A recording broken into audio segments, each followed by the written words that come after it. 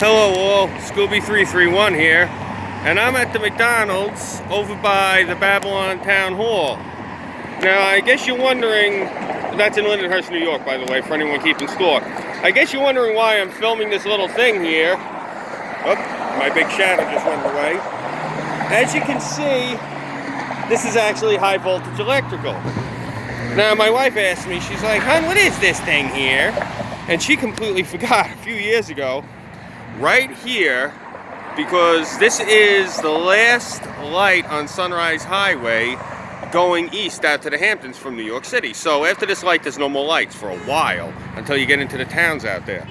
So they put a camera here to catch people burning through this light, you see.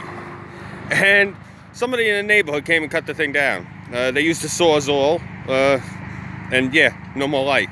No more camera. So that's all. Just a quick video I figured you guys would be interested in. And yeah, that's it. I'm Scooby331. Thanks for watching. Take care and bye-bye.